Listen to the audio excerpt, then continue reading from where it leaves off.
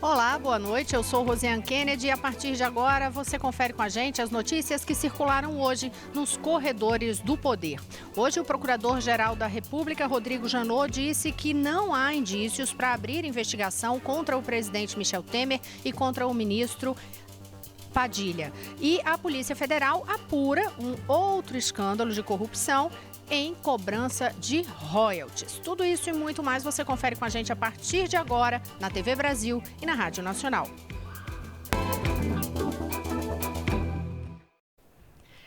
E a gente já começa falando dessa operação da Polícia Federal. Hoje, vamos diretamente aos estúdios da Rádio Nacional conversar com Maíra Heinen. Conta os detalhes de mais esse escândalo que está sendo apurado. Maíra.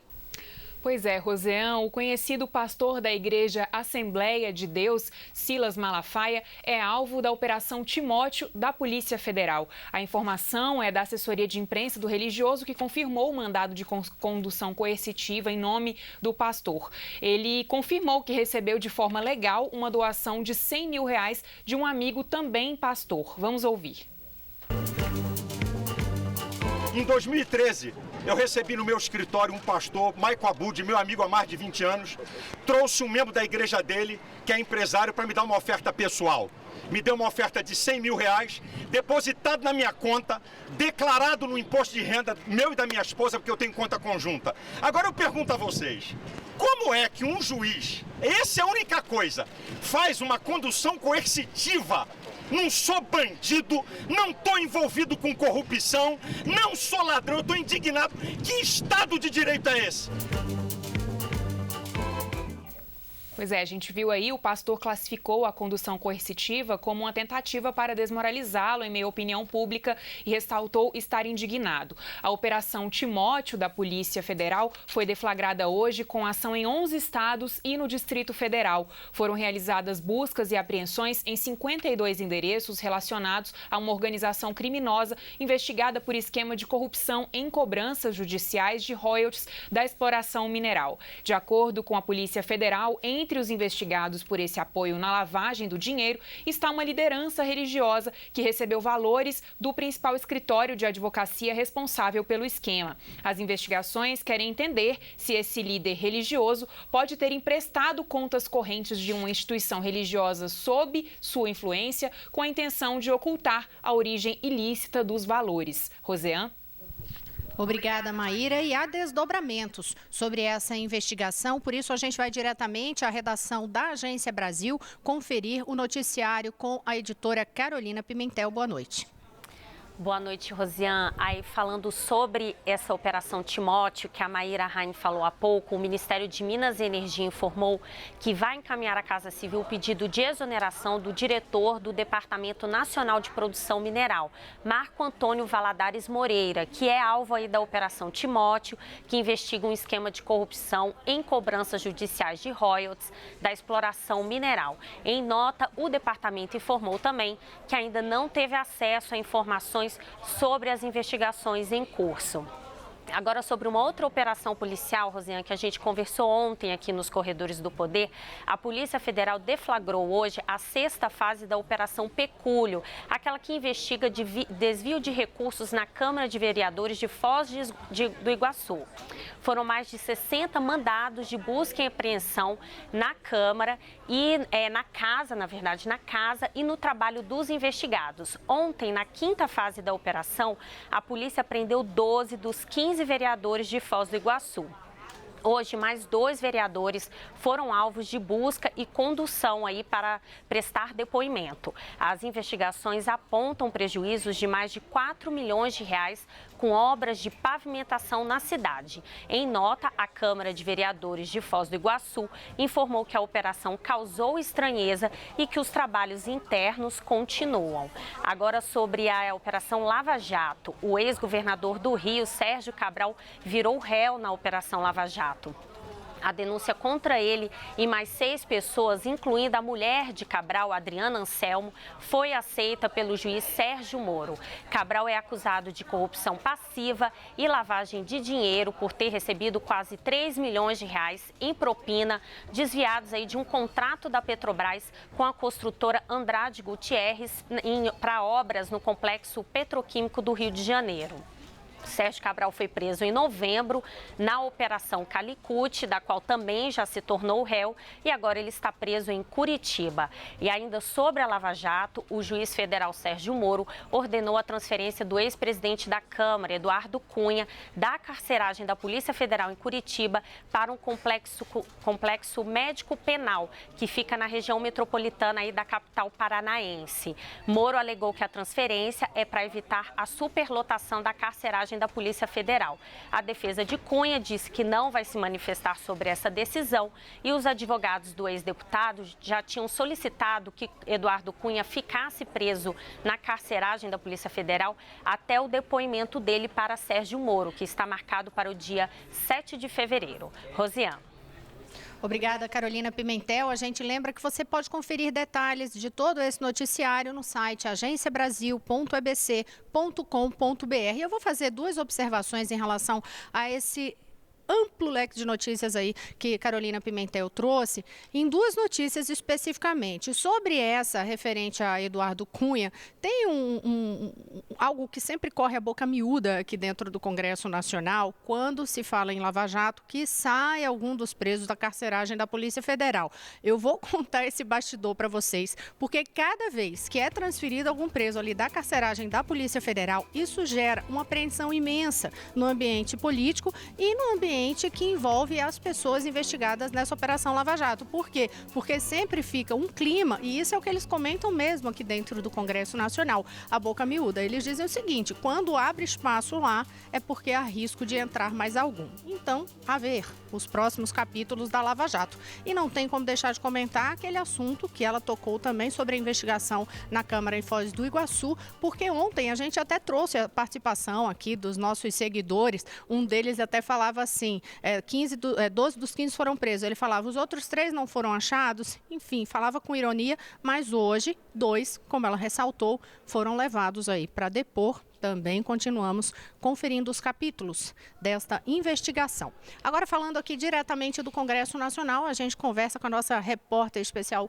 de política, Mariana Jungmann, porque tem desdobramento hoje ainda, né, Mariana, sobre aquela polêmica envolvendo a decisão do ministro Fux.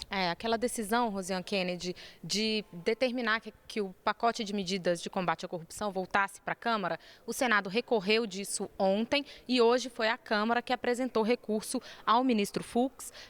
Eles pedem que o próprio ministro reconsidere a liminar que ele concedeu ou que ofereça ao Pleno do Supremo Tribunal Federal para que seja decidido. E no pedido, a Câmara dos Deputados usa alguns termos bastante fortes, diz que não há base regimental ou constitucional para restringir a prerrogativa dos parlamentares de debater uma matéria e propor modificações a ela, e diz ainda que afirmar o contrário é colocar nas mãos do Supremo Tribunal Federal a responsabilidade por dizer quais modificações sobre um projeto de lei são boas ou ruins, o que, de fato, não cabe ao Supremo, cabe ao Congresso Nacional.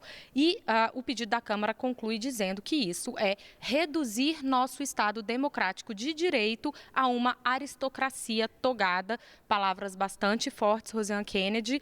A decisão do ministro também repercutiu muito mal entre os parlamentares, tão mal que oposicionistas e governistas alinharam o discurso. Vamos ouvir o que disse o senador Aloysio Nunes Ferreira, que é líder do governo no Senado. Agora, o que não pode é o ministro do Supremo Tribunal tomar o lugar do Congresso Nacional. Cabe ao Congresso Nacional, e nesse caso ao Senado, corrigir aquelas coisas, no meu entender, erradas que a Câmara fez, mas dentro do processo legislativo normal. A senadora Vanessa Graziotin, que é de oposição, também foi no mesmo sentido, disse que não há, que esse tipo de tramitação segue as regras do regimento. Vamos ouvir o que ela disse. Diz que tinha que ter um rito especial por ser proposta de iniciativa popular. Mas quem determina o rito do parlamento é o regimento interno desse parlamento, o regimento interno do Senado, da Câmara e do Congresso Nacional.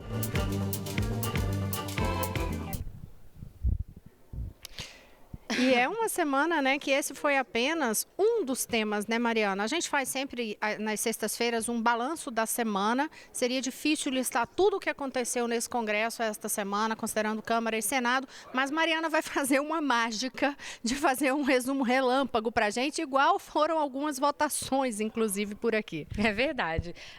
Bom, no nosso balanço, a gente pode citar, concluímos a votação daquela medida provisória que reforma o ensino médio, foram votados os destaques aqui na Câmara, ela segue agora para o Senado.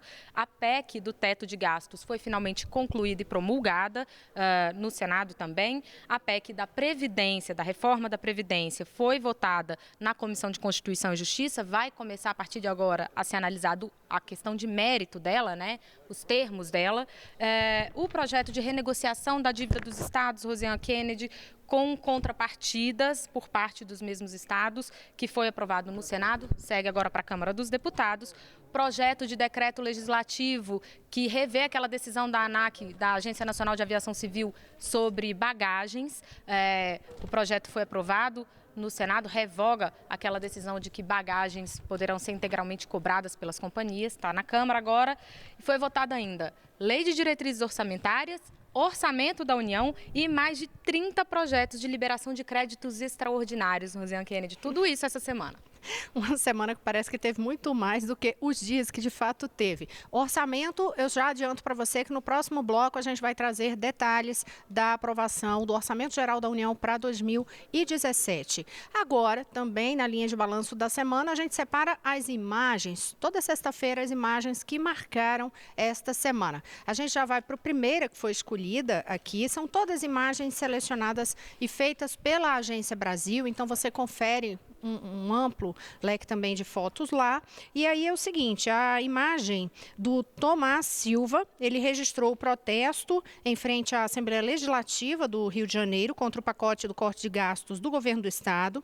Também teve confronto aqui em Brasília, na esplanada dos ministérios, entre policiais e manifestantes contra a PEC do teto de gastos públicos, que é a foto de Marcelo Casal Júnior. Então, foi outra foto separada sobre esse protesto aqui na esplanada dos ministérios, no dia que teve a votação em segundo turno da PEC do teto de gastos. E a outra imagem em destaque é do líder humanitário indiano, que ele cumprimenta o ministro da Justiça, Alexandre Moraes, durante a entrega do Prêmio de Direitos Humanos 2016. A foto é de Fábio Rodrigues Posebon. Então, todas essas e muito mais você confere no site agenciabrasil.ebc.com.br. No próximo bloco, a gente vai falar sobre o Orçamento Geral da União para 2017. Vai detalhar também algumas daquelas medidas que ontem, no finzinho do programa, estava sendo anunciado lá no Palácio do Planalto, e o nosso repórter Lucas Por Deus Leon trouxe alguns detalhes, mas hoje a gente vai explicar mais detalhadamente para vocês. Mariana vai traduzir o que é aquele pacote de medidas econômicas. E a gente também tem muitos bastidores. E já nessa reta de fim de ano, uma surpresa. Hoje é dia de notícia boa e nossa notícia boa vai na linha de um amigo secreto muito diferente que você vai conferir com a gente. Espera aí um pouquinho, a gente volta já.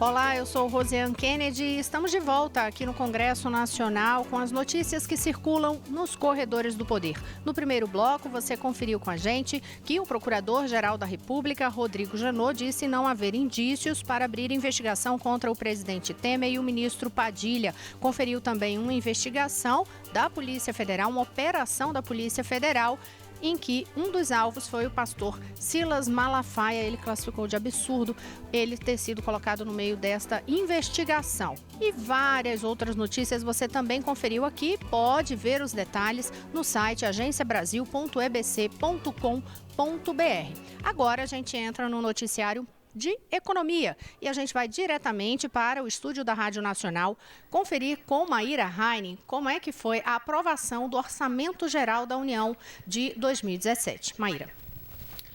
Pois é, foi aprovado ontem, no Congresso, o Orçamento Geral da União para 2017. Os gastos foram fixados em 3,5 trilhões e o salário mínimo foi a R$ 945,80. Esse é o primeiro orçamento elaborado pelo Congresso com a regra do teto de gastos públicos, prevista em emenda constitucional promulgada na manhã de ontem. O texto segue agora para a sanção presidencial. O orçamento estima em 1,3% o crescimento do Produto Interno Bruto, que é a soma das riquezas produzidas no país, e em 4,8% a inflação. A taxa Selic prevista é de 12,11%, enquanto o câmbio médio foi projetado para R$ 3,43 por dólar. O relator do orçamento, o senador Eduardo Braga, pediu prudência em relação ao orçamento nesse início de ano. Vamos ouvir. Não há dúvidas de que teremos que ter prudências no início do ano, porque nós contamos com uma segunda fase de repatriação que ainda não está votada, precisa ser votada ainda na Câmara, precisa ajustar o prazo que está sendo dado de opção para essa segunda fase da repatriação, e esse será um instrumento vital para o cumprimento desse orçamento no ano que vem.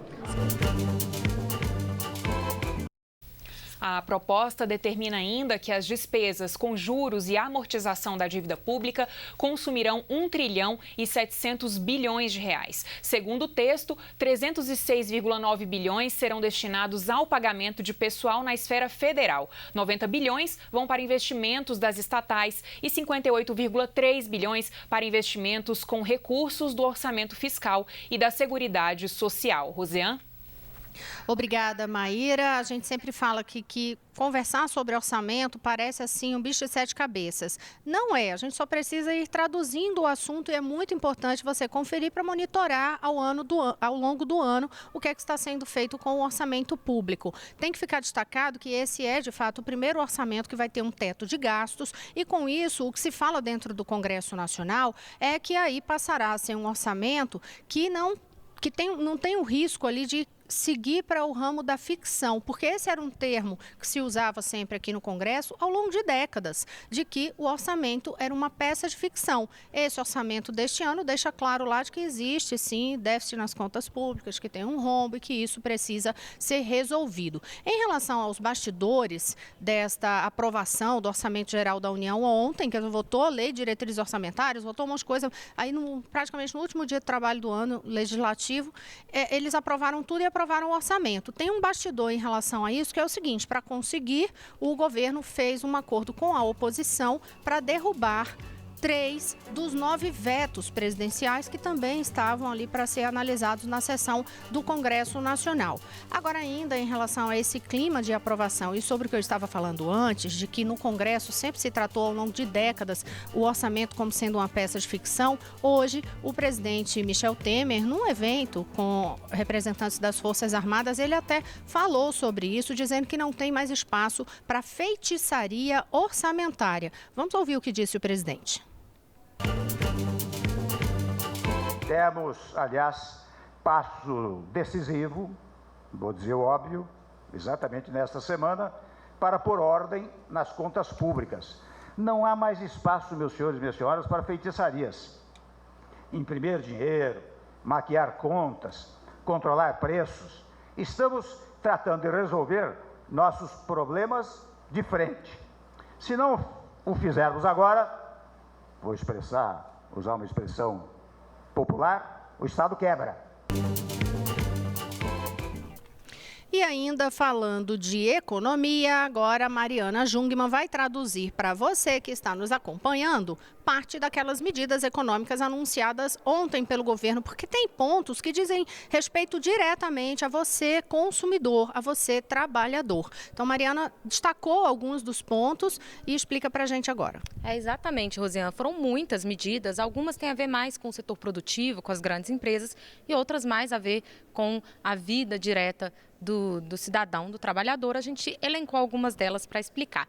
Uma delas tem a ver com a multa do FGTS. Hoje, quando o empregador demite sem justa causa, ele paga 40% de multa sobre o valor do FGTS para o empregado e 10% para o governo. O governo quer acabar com essa multa de 10% que é paga para o governo e a proposta é fazer isso ao longo de 10 anos. É importante deixar isso claro porque é algo que o governo abre mão e não para afetar o trabalhador. Exatamente. Ontem houve muita polêmica, em rede social, muita discussão sobre isso.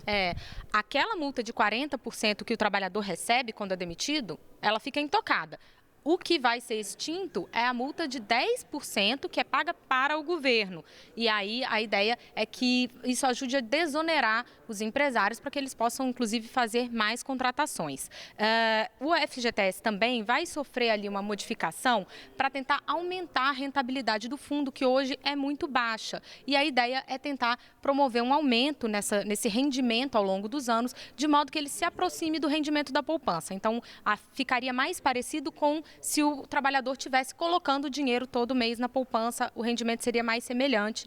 Essa é uma medida também que vai ser lançada aí pelo governo. O governo vai também editar uma medida provisória para legalizar aqueles descontos sobre compras à vista. A ideia, hoje, a lei proíbe que haja diferença, né, no valor cobrado em cartão e no que é à vista. A lei proíbe que o lojista dê esse desconto para compra à vista. Isso vai ser legalizado e o objetivo é provocar os cartões de crédito a baixarem os juros e facilitarem aí a vida dos lojistas e do consumidor. Isso é interessante porque tenta acabar exatamente com uma peça de ficção que é, o valor à vista é o mesmo valor no cartão, porque hoje em dia é obrigatório ser cobrado igual, não pode ser cobrado diferente. E termina que é cobrado, então ocorrem situações em que fica tudo meio maquiado. Então o governo quer acabar com essa maquiagem e permitir que sim, você vai chegar lá com dinheiro na mão, compra e tem um desconto. Vai comprar no cartão, vai poder ter essa diferença, mas se você está com pagamento à vista, pode negociar. É que hoje aquilo que o cartão cobra do lojista é repassado no preço para o consumidor, mas aí é repassado inclusive no preço que é cobrado quando o consumidor paga à vista com dinheiro. Então, esse desconto vai poder ser feito. A gente tem ainda uma outra medida que é para financiamento de dívidas da Receita Federal para pessoas físicas e para empresas. No caso das pessoas físicas, elas vão poder financiar o débito pagando 20% de entrada e o restante em até 96 meses. Então, se você tem uma dívida com a Receita Federal, fique atento que vai vir aí esse programa de refinanciamento para que as pessoas fiquem em dia.